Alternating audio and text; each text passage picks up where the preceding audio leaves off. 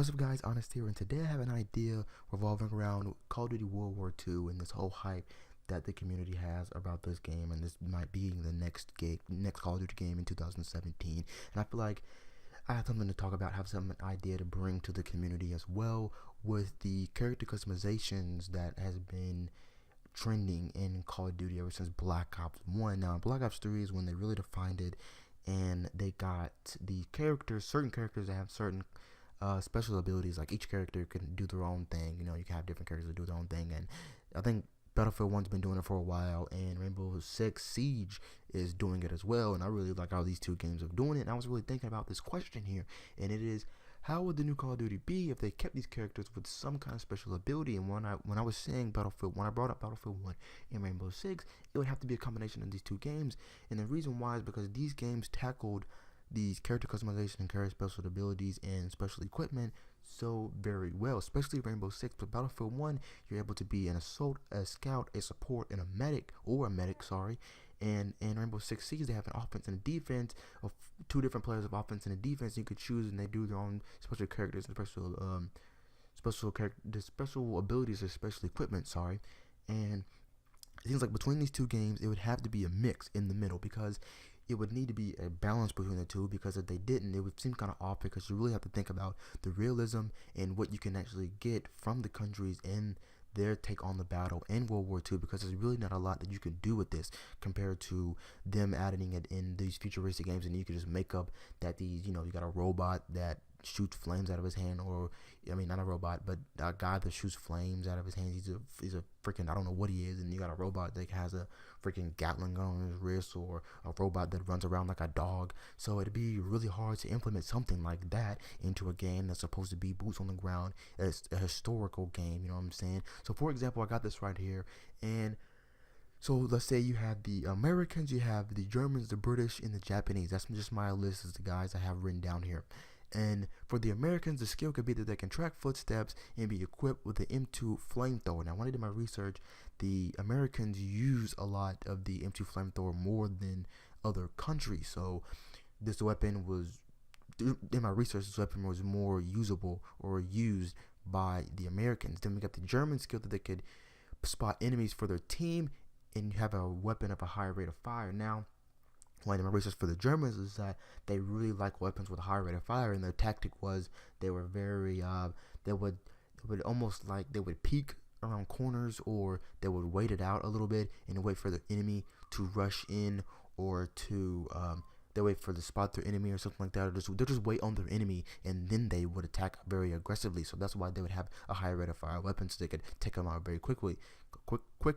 The British skill could be that they move around quicker, and the weapon could be a powerful LMG. Now, this one was really hard to come up with. I had to think really hard about this one and the American one, but the British one, their tactic was they were very defensive.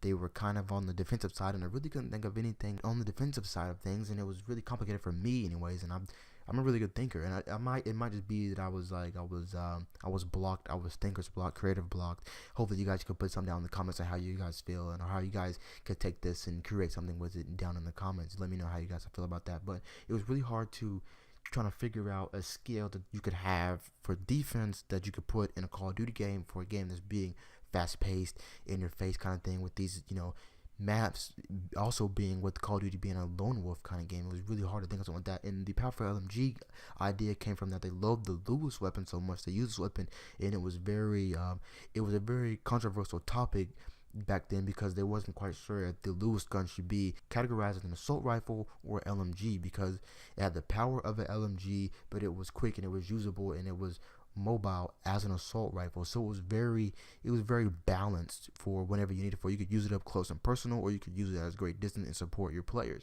You support your troops. Now finally we got the Japanese, and their skill could be that they move around silently and have a one-hit sword or very accurate throwing knife as their weapon. Now, the weapon wasn't really that hard. I just kind of like put two and two together, and I got, the sword or the accurate throwing knife. But then the throwing knife would be semi kind of hard if they also input the throwing knife to every character, because if they didn't, it would be kind of like they were trying to take away from the game when something like that should already be in the game. It's like having a score streak on a gun when it should be on the score streak list. Hint, hint. But anyway, move around very silently. I got that from typical, stereotypical things. I'm not trying to be racist or anything, but when you think of the culture, they tend to be very silent. And in the Vietnam War, I know they're not Japanese, but in the Vietnam War, they were very stealthy. They were in the woods a lot. They tried to be very quiet, very out of the way, very non-seen. Very incognito. So that's where I got the move around silently. But it would kind of almost be OP in Search and Destroy if this counteracted or didn't have any effect against people that used I think, what is it called? It's called awareness in Black Ops 3, when you could hear things very strongly, and it kind of counteracts with dead silence. Like, you could still hear people using dead silence, and if you use dead silence and then you have this character that has no footsteps, that he moves very silently from time to time, he could just almost just silence his footsteps and still be able to run around and crouch walk and crawl and all that stuff very silently, even with the noises around him and walking on branches, leaves, stuff like that. If they even implement that into a Call of Duty, because I know other games do it very perfectly, but if they implement that, it'd very be OP in some kind of way.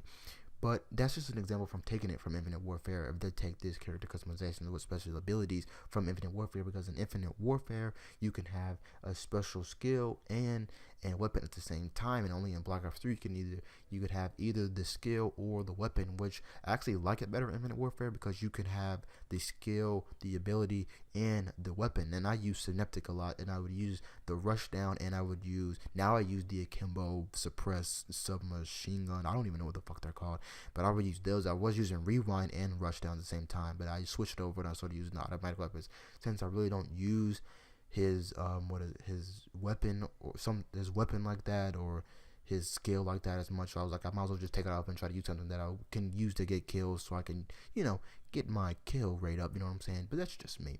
Now, adding this to the game it'd be very hard, since you have to, like I said, you have to consider the realism in each country's take on the battle, because it'd be very difficult to implement something like this, as well as trying to implement supply drops, variants, and stuff like that, because you have to consider all of this stuff and try to make it so real and make it seem almost perfect for the game and in the time that it's in. Like, if you got characters that are doing something that never happened, that was never even acceptable, something that is not possible in this time era, it would ruin the game, because it doesn't make sense. You know what I'm saying? If you got a guy that has a jetpack on out there on the battlefield, and he jumps like 16 feet into the air and gets a kill, and it's a World War II, then you really have a problem here. And I really love this feature, because it changes the game a little bit, but doesn't drastically change the game to where it feels like it's something else.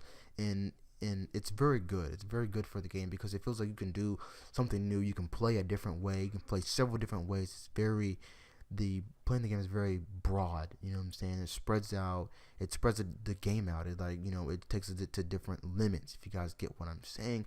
And I want you guys to leave a comment down there and let me know how you guys feel about this, and give me your feedback and how you would take this. And also, type a little feature with these four guys that I have, with these four countries that I have up here: the Americans, the Germans, the British, and the Japanese. And tell me how your characters would be in the game if they actually implemented this in the game, and see if we can actually get this around, and see if they could actually let us know or let us in on the information that they're doing here before the multiplayer trailer comes out. Let's see if we can get a leak about that. And I'm going to end it right there, guys. Hope you guys enjoy. If you don't mind, smack that thumbs button, and I'll see you guys in the next one.